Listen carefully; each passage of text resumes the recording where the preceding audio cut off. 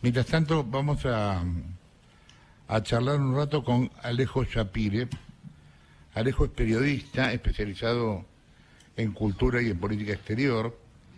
Vive en Francia desde el 95. Fue colaborador de Radar Libros y de los suplementos culturales de Nación y de Perfil. Fue corresponsal en París del diario Crítica de la Argentina y trabaja desde el 2002 en la radio pública francesa.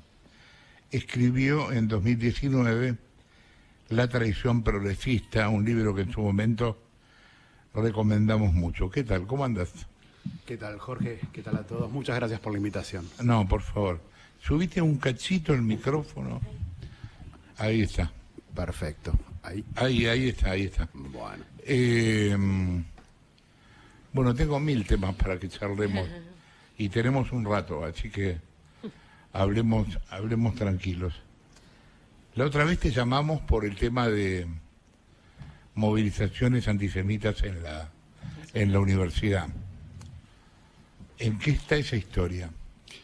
Bien, como en los campus universitarios estadounidenses, en Francia, donde suelen registrarse este tipo de manifestaciones cada vez que hay un poco de fiebre en Oriente Medio,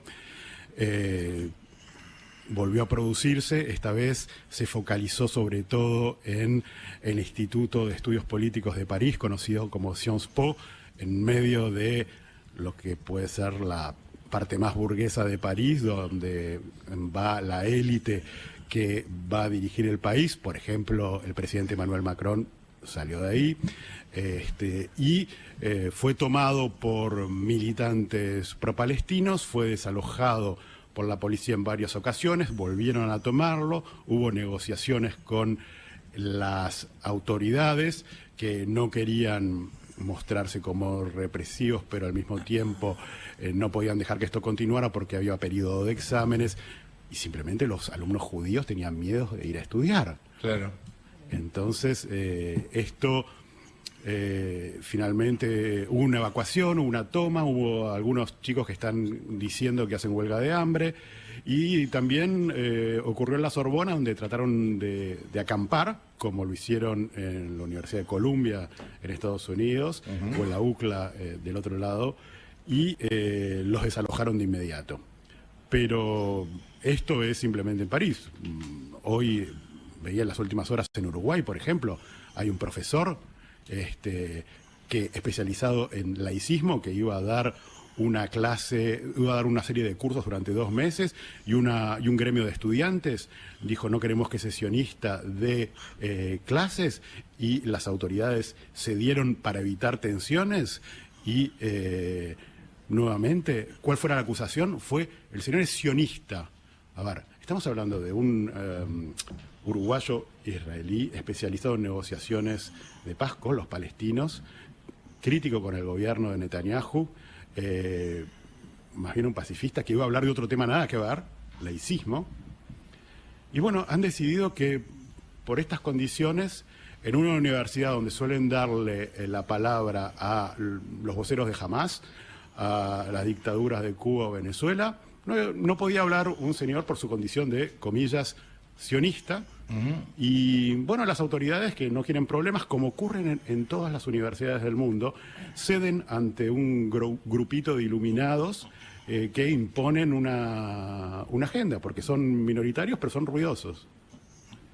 ¿Vos pensás que esto es como consecuencia de la cultura woke? Totalmente. Pienso que hay que aclarar un par de cosas. El wokismo no es corrección política. La corrección política limaba asperezas para que todo el mundo se sintiese bien en una sociedad donde, bueno, como siempre se dice, se estigmatiza a una. Entonces, bueno, ok, no hay ningún problema. Molesta que digamos gordos y que digamos con tallas especiales para no molestar, no digamos discapacitados y gente con capacidades especiales, o un linchera o un indigente, y digamos gente en situación de calle. Ok, muy bien. A la gente que tenía y que tiene esos problemas no le ha cambiado nada, pero bueno, hemos hecho una cosa cosmética del lenguaje que todas las corporaciones han integrado sin problema porque no supone una amenaza para el sistema capitalista que ellos tienen. Sí, claro. Ahora, el wokismo es otra cosa. El wokismo nace también en los años 70 en las universidades estadounidenses, pero persigue fines mucho más profundos y ambiciosos. Ellos lo que quieren es una verdadera revolución, y estoy pesando las palabras con las que hablo. Quieren realmente imponer una visión del mundo dividida entre opresores y oprimidos, entre blancos y negros. No quieren que se acabe el racismo, quieren que el racismo sea utilizado para reequilibrar el racismo, para que las víctimas históricas de las discriminaciones por raza, por sexo y demás, vean una suerte de justicia que reequilibra esa situación a partir de una discriminación positiva, así como lo llamaron en su momento. Y entonces redefinieron un montón de palabras sin que nos diésemos cuenta. El racismo fue redefinido por la Liga Antidifamación en Estados Unidos. Dejó de ser discriminar a alguien por su origen étnico, social o religioso para pasar a ser la discriminación, el poder discriminador en manos del hombre blanco, como si no pudiesen existir interracismo entre otras situaciones, entre otros colectivos, si se quiere. Entonces, hay una dicotomía, una obligación de leer la realidad de esa manera y plasmarlo agresivamente en políticas. Ahora, cuando nosotros vimos al principio de todas las repercusiones del 7 de octubre, y vimos que las principales rectoras de las universidades de las Ivy League, las universidades de élite estadounidenses, se les preguntaba si llamar al genocidio de judíos era algo que transgredía las reglas de sus reglamentos, respondieron unánimemente, depende del contexto.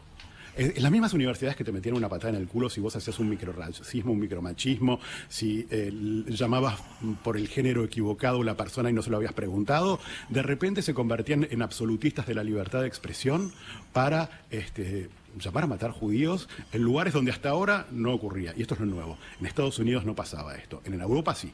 En Estados Unidos se suponía que era un lugar que no era peligroso para los judíos. Dejó de serlo. Y en la definición del wokismo, el judío, que ellos ven como esencialmente como el ashkenazim, el de origen europeo, vendría a ser Mark Zuckerberg, aunque en realidad en Israel la mayoría son de origen medio oriental y no corresponden físicamente a ese patrón. Pero para ellos, los judíos ashkenazim son la punta de lanza del supremacismo blanco en Oriente Medio, son los que vienen a rehabilitar la colonización, porque todas estas protestas se inscriben en la lucha decolonial, como la llaman, y entonces el judío viene a ser el nuevo Ku Klux Klan, y contra ese no podés tener ninguna piedad, no, es una mala víctima. No puede invocar ser minoría, no puede invocar ser perseguido, y se lo acusa de genocidio, término inventado para describir lo que los nazis habían hecho con los judíos, para utilizar las enseñanzas del Holocausto en contra de los judíos. Por eso se lo acusa de ser los nuevos nazis, de ser los nuevos supremacistas blancos y demás. El wokismo es esencial para entender que hay un marco intelectual fabricado desde los años 70 en las universidades estadounidenses, que vienen de Francia originalmente, a través del postestructuralismo, de la idea de que te tenés que deconstruir. Bueno, ahí lo tenés a Derrida. La idea de que el poder, el racismo es discriminación más poder, es decir, solo puede ser racista el poderoso. Foucault, que ya era un entusiasta en su momento de la revolución islámica, cuando estalló, pensando que la izquierda podía asociarse con estos grupos tercermundistas, que bueno, sí es cierto que tenían un rollo con la religión, y toda esta gente que tradicionalmente era comecuras, laica y demás, dijo, Ok, bueno, esta es la forma del tercer mundo de luchar contra el imperialismo. Vamos a hacer la vista gorda frente a cómo tratan a los homosexuales, cómo tratan a las minorías religiosas, cómo tratan a las mujeres, cuyos testimonios van en la mitad en un tribunal. Vamos a hacernos los boludos con un montón de cosas y vamos a decir, ellos son los nuevos negros del mundo, enfrentados a los nuevos blancos del mundo, que son los judíos. Entonces sí, el wokismo es fundamental y es mucho más peligroso que la boludez de la corrección política y poner una E para hablar en inclusivo. Es realmente algo que ha permeado en todas las administraciones, todos los cuerpos de élite, todas las multinacionales que han hecho de la discriminación positiva una brújula moral. Ahora, si vos pensás, que esto está, no es que vos pienses, que esto, si nos damos cuenta que esto está pasando, ¿qué esperás que pase en el futuro? Porque esto empeora cualquier posibilidad de arreglo con nadie. Supongamos que el mundo está dividido en Oriente y Occidente. ¿Cómo haces para que esos sectores tengan algún tipo de contacto? Eso es algo mucho más grande que la guerra en Oriente Medio. Acá el judío es el canario de la mina, como de costumbre. Es el primero. Detrás tenés a gente que odia profundamente Occidente, la sociedad abierta, que odia profundamente lo que son.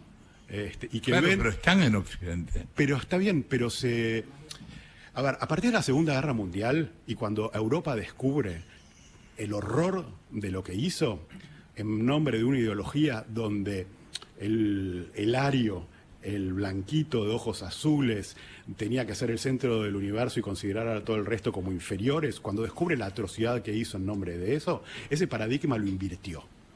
El otro pasa a ser el centro y nosotros pasamos a ser culpables a priori de todo. Hay una autodetestación, un autoodio que se ha generado y se ha estimulado desde la academia, alimentando el resentimiento contra todo lo que somos, que es fabuloso. Y el palestino en todo esto, ¿qué es? Es lo que Rousseau llamaba el buen salvaje.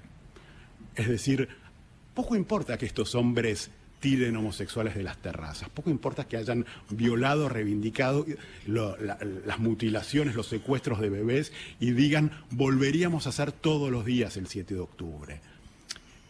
Los progres tienen unas antiojeras ideológicas woke tan fuertes que son absolutamente impermeables a la realidad. No es casual que sean las universidades más elitistas, la gente más preparada y más inteligente, la que se muestre más ciega. Vos necesitas un aparato y una estructura ideológica extremadamente fuerte para renunciar al sentido común y al ver que estás abriéndole las puertas a una ideología que quiere tu muerte. Cuando vos ves Queers for Palestine, es decir, estos movimientos por las diversidades, por Palestina, que no podrían vivir 30 segundos en la franja de Gaza porque los matas lo reivindican, lo pueden fijar en todas las noticias, lo que pasa con la gente de Hamas cuando descubren que son homosexuales. Esta gente militando a favor de estos asesinos y en contra del único lugar en esa parte del mundo donde podrían vivir su sexualidad y su religión, sea cual sea, en libertad, es absolutamente suicida. Hay un suicidio y un autoodio que tiene un motor muy fuerte que me parece que no hay que minimizar, que es el resentimiento. Hay una cultura del resentimiento extremadamente fuerte, principalmente dirigido contra una sociedad que ha perdido la brújula. Es una sociedad cuyos dirigentes ya no tienen hijos, que piensan que todas nuestras actividades económicas van a destruir el planeta, y no es que les interesa salvar a los animalitos y los árboles. Se odian a sí mismos, piensan que la humanidad es una plaga, piensan que somos el mal.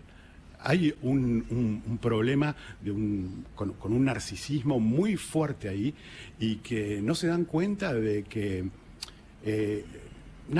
somos una sociedad que estamos en plena decadencia, al borde del abismo, y que pensamos que lo fundamental es salvar a nuestro verdugo. Y eso es muy problemático. Ahora, ¿qué va a pasar? Yo pienso que ya está habiendo lo que en inglés se llama un backlash, es decir, un contragolpe.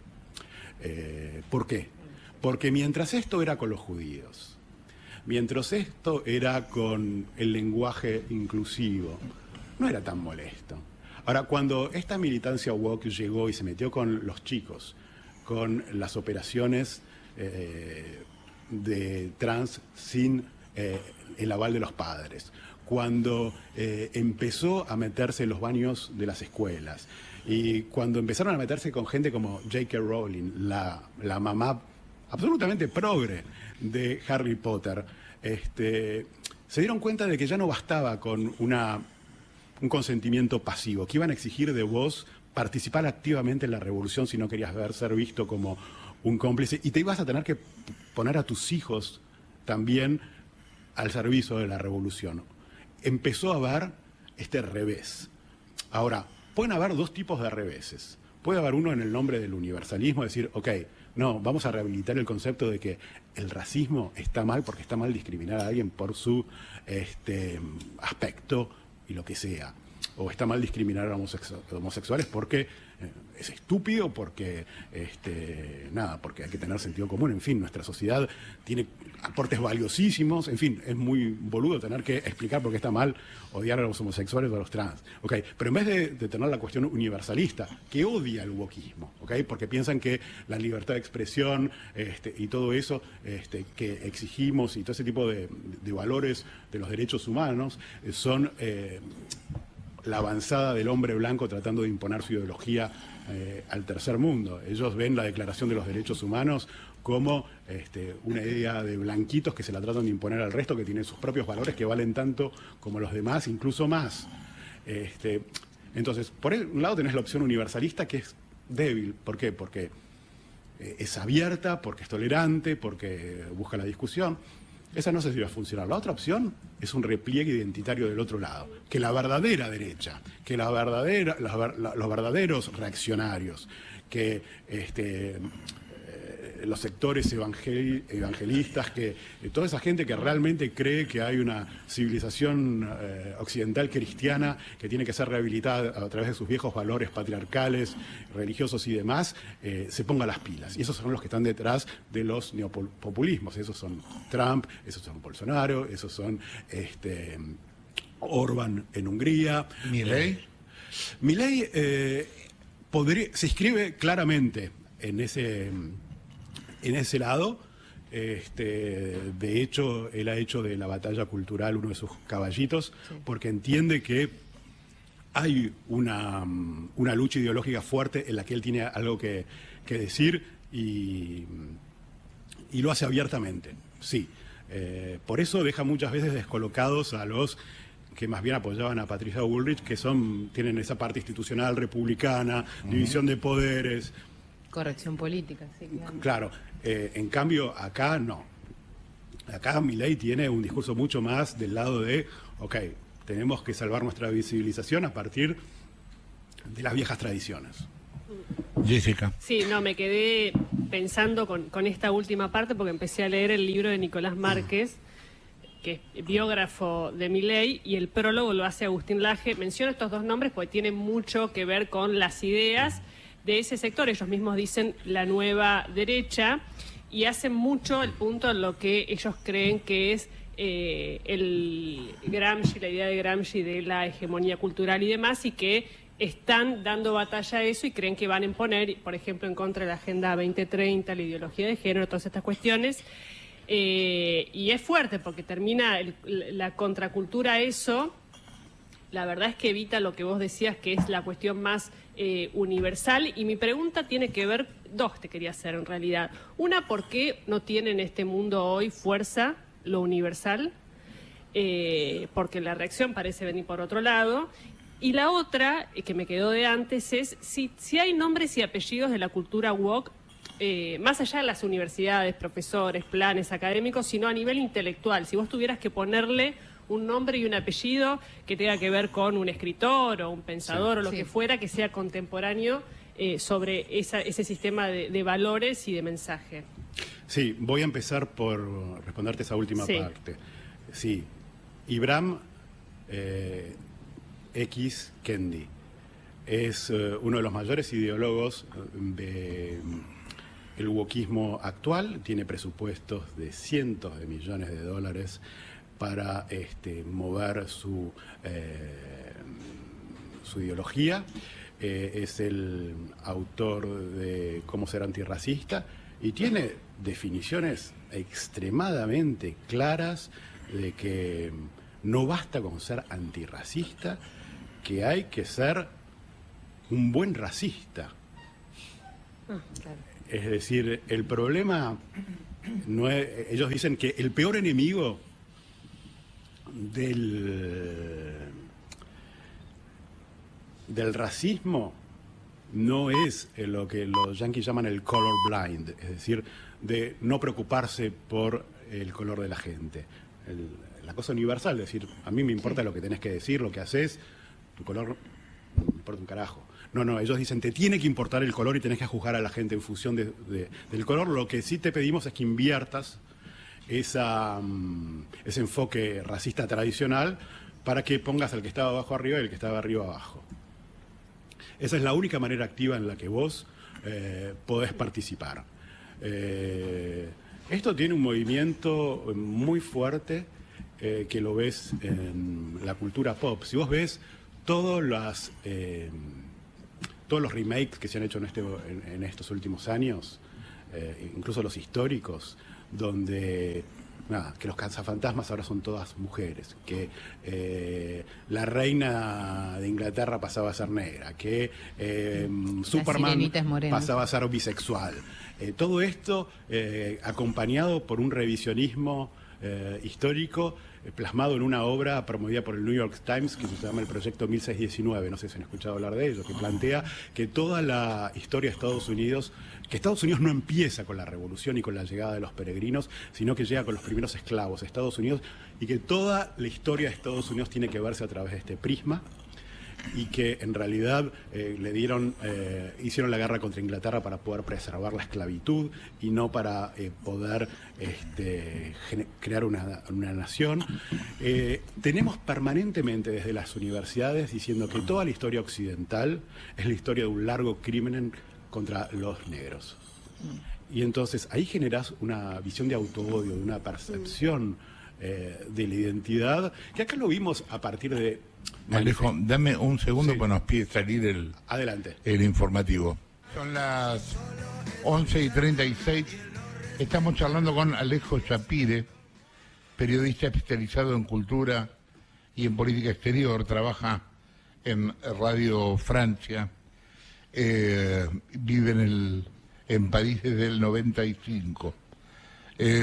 Bueno, hay un montón de temas, hay un montón de preguntas también pendientes. García.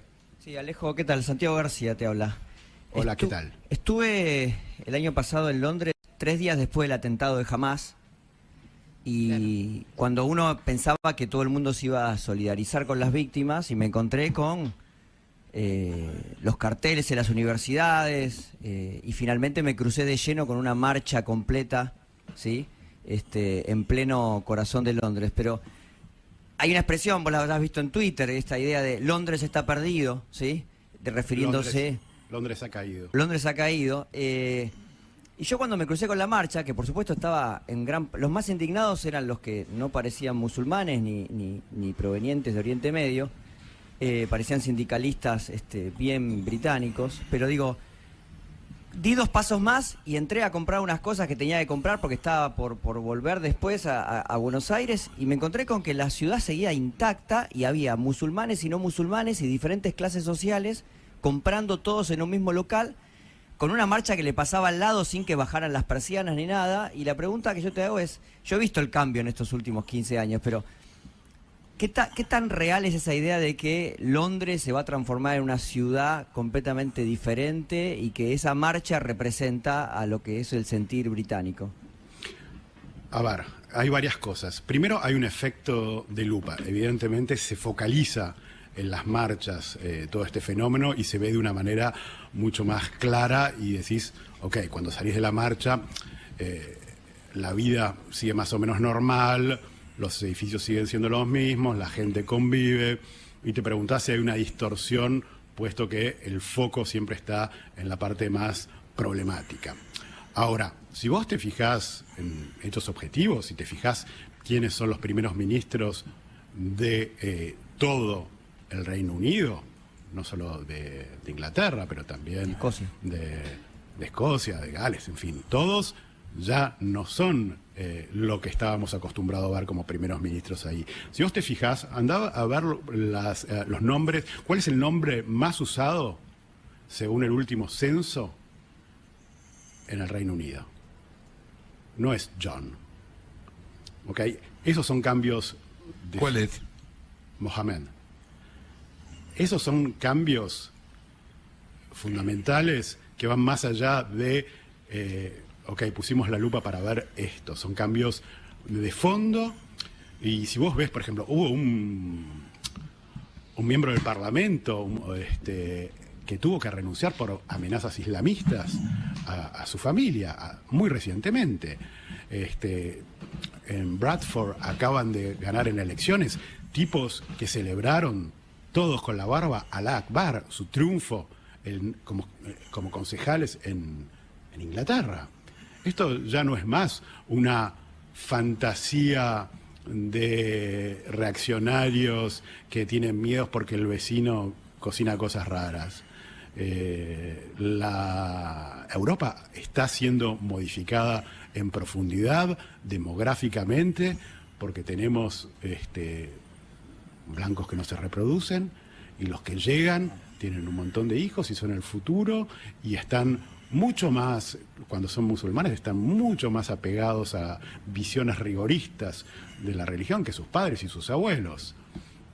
Esto es una realidad. Hay zonas de Londres donde los judíos no van. El otro día vimos, y se armó un escándalo por esto, a la policía diciéndole a un hombre con kipá que no podía pasar cerca de una manifestación que ellos llaman pro-palestinas, que en realidad son anti-israelíes, pero la policía le dijo, si intentás pasar, te arresto por llevar kipá. Es decir, a eso hemos llegado. Hace rato que los judíos muestran, esconden su identidad para poder circular con tranquilidad por las calles. Ni hablar de la seguridad. Una tontería. Yo venía caminando para acá. Pasé por delante de lo que había sido la Embajada de Israel. Queda, ¿qué? Una pared y una plaza simbólica. Y eso está custodiado. ¿Ok?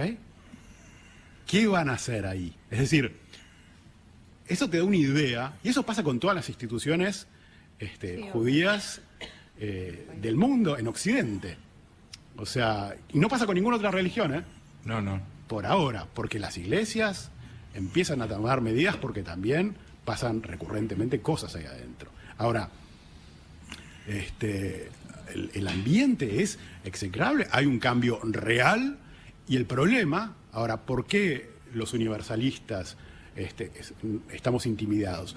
Porque la acusación de fascista, de racista, hace que vos digas, ok, prefiero no tener que enfrentar eso, prefiero vivir tranquilamente, que me dejen en paz, hacer la vista gorda, a tener que verme asociado con gente que realmente es fascista y que realmente está gritando, vociferando.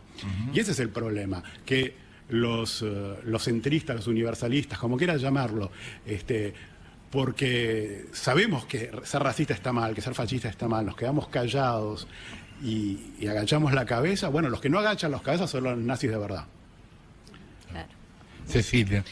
Sí, pensaba, Alejo, cuando te escuchaba, y ahora un poco pasaste por ahí, pero ¿qué rol le atribuís en todo ese proceso? Te iba a decir a la Iglesia Católica, pero pensaba más bien al Vaticano. Yo pienso que tenemos un papa que es bastante responsable, es un papa woke, o sea, es un papa que estaría bueno saber, una vez que termine su papado, cuántos católicos ha ganado la Iglesia, porque es celebrado por los no católicos, y los católicos lo ven como un papa problemático porque se pasa hablando de todos los temas predilectos del wokismo, como son la inmigración, ecología y qué sé yo. ¿Y qué pasa con los cristianos perseguidos en África que matan de a decenas todos los días? Al Papa no se lo escucha hablar de esas cosas.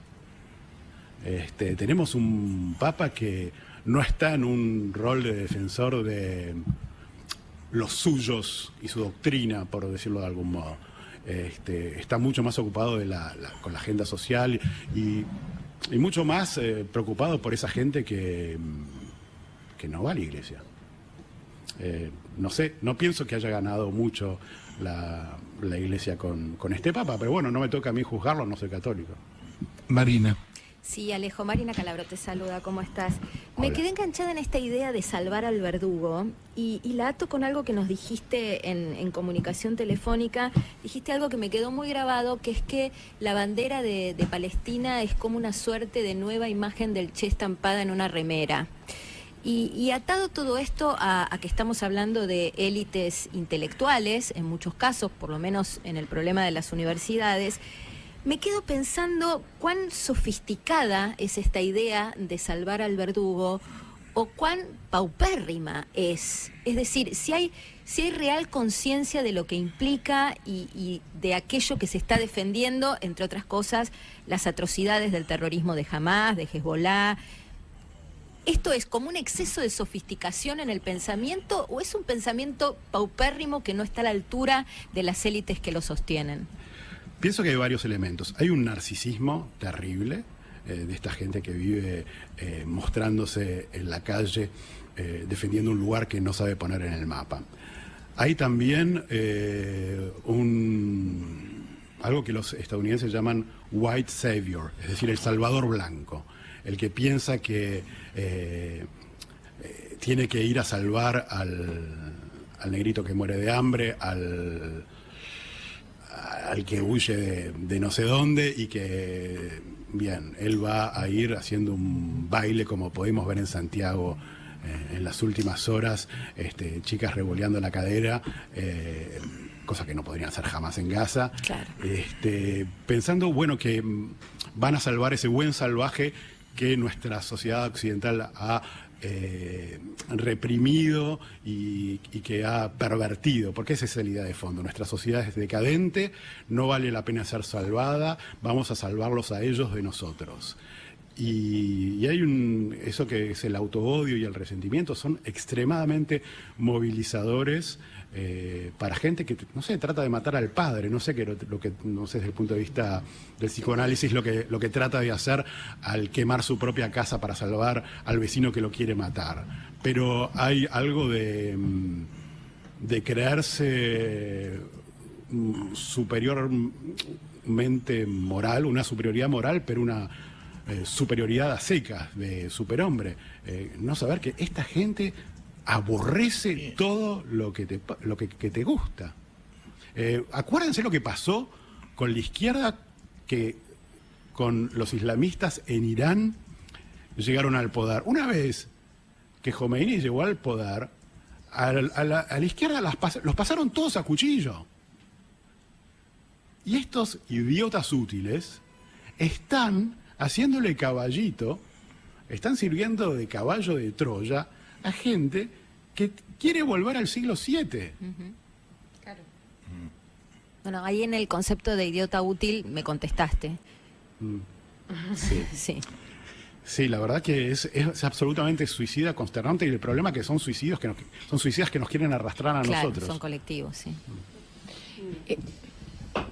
Pensaba en ir a la vida cotidiana. Vos, en la vida cotidiana en París, ¿dónde ves señales de esto? No en las cosas que salen en los diarios, como el evento de la persona que va con kipá y hay una marcha, ¿no? En Londres, pero en la vida cotidiana, ¿qué decís que cambió? Puede parecer un detalle, pero si eso fui... quiero, detalle. Bien, las mujeres ya no se visten como antes. En algunos barrios las mujeres no van a ir con pollera por la calle. Y no te van a decir por qué no van a ir a esos barrios por la calle. Simplemente saben que las van a acosar, que las van a tratar de putas, que se van a meter en problemas. Y puedes buscar en TikTok cómo las mujeres se cambian de ropa para meterse en el metro, sobre todo cuando salen. Y vos sabés que si hay una chica a la que se le leen las piernas que lleva un short en la calle, en París, lo más probable es que sea una turista estadounidense.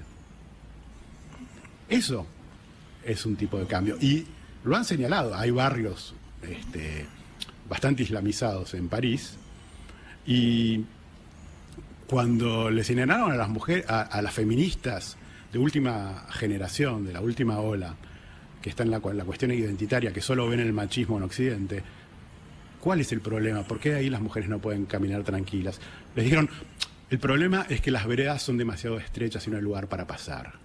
Hay una ceguera voluntaria por parte de las feministas que van a cagar a la catedral porque saben que no va a pasar nada, pero que no se les ocurriría pasar por un lugar donde están estos barbudos que les van a pasar a hacer un mal rato, frente a esos que son realmente un peligro mortal. Porque ¿quiénes son las primeras víctimas?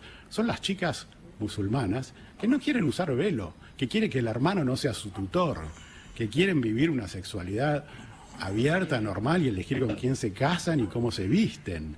Ahora, las feministas más activas, porque evidentemente no son todas, pero las más activas, las que tienen más espacio mediático, se callan la boca y han traicionado completamente a las mujeres que están en la peor de las situaciones en Occidente. Se callan contra el verdadero machismo estructural, sistémico que mata.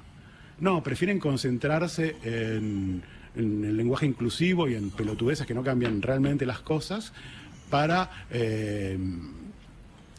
no sé, para después ir a hacer una marcha pidiendo una Palestina libre del río hasta el mar, lo que significa borrar del mapa un país.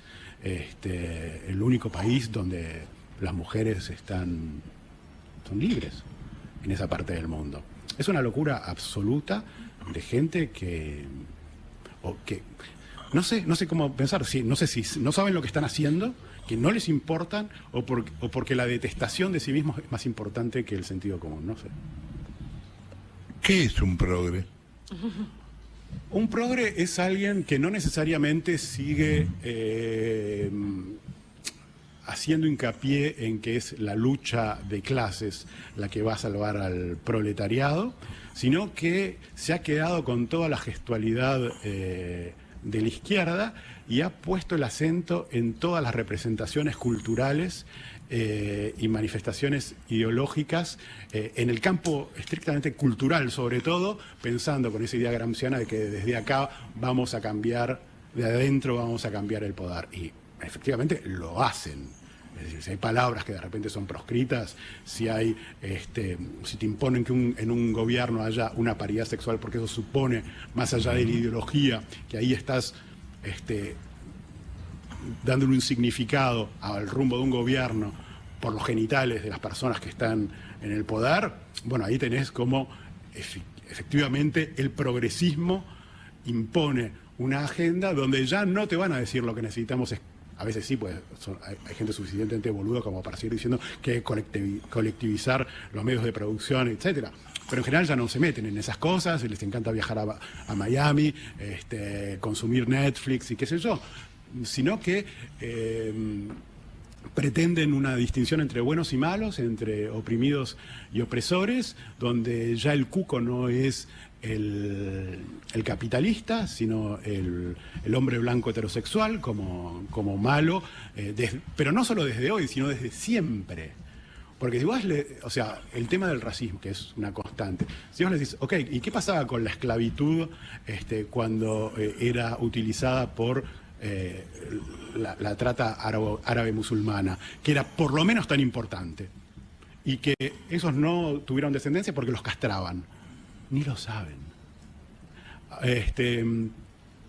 Tienen una lectura completamente, aparte estadounidense, porque, no sé, acordate cuando el Washington Post publicaba esto de que la selección argentina no era lo suficientemente diversa y que faltaban negros. Aplican un lente fabricado en las universidades de la élite estadounidense y pretenden que ese modelo de catálogo de Netflix se aplique a todo el mundo. Ahora, se aplique a Occidente, porque los chinos se cagan de risa, tienen una expresión, los chinos dicen paisuo, así llaman a estos blanquitos izquierdistas frágiles con mucho desprecio. Y ellos no son menos machistas, ni paternalistas, ni racistas que el resto. Pero nada, tenemos una ideología fabricada en esas aulas que están aplicándose por todas partes y con mucha fuerza en el tema del conflicto palestino-israelí. Jessy. Sí, no, me quedé pensando ya de antes en el tema cultural. El cine, todas estas reversiones, ¿son muy consumidas? O sea, ¿hay una decisión que es ideológica de hacer esto o hay una demanda que está en la gente que quiere ver esto? ¿Cómo es esa retroalimentación, dirías? Hay una decisión que es política, que está codificada, es decir, vos tenés, para los guiones de Netflix, hay ciertas minorías que deben aparecer bajo un ángulo favorable. Además, tenés para los Oscars, tenés... ahí está codificado de que una película para poder pretender optar al Oscar tiene que cumplir con ciertas condiciones. Tenés la política que se llama DEI, D-E-I, de inclusión y para todas las minorías, que funciona desde la instauración de la discriminación positiva en las universidades. Y está absolutamente integrado en las corporaciones, que incluso premian a las minorías salarialmente, perjudicando a las otras en nombre de la justicia social. ¿Por qué es esto lo interesante? El antisemitismo de hoy no es en nombre de la superioridad racial, el antisemitismo de hoy es en nombre del antirracismo. La intolerancia es en nombre de la tolerancia. Es decir, hay una perversión del lenguaje, es decir, el antifascismo se comporta como un fascismo, es el que no deja hablar al otro, es el que desprograma en las universidades, es el que cancela, tiene todos los rasgos de la censura, del viejo fascismo, de imponer por la fuerza una sola voz, pero lo hace en nombre del bien, en nombre de lo inclusivo, de integrar, y bueno, y así te hablan de apartheid en Israel, mientras en Gaza no puede vivir un solo judío y la sociedad no puede ser más homogénea. Es orwelliano.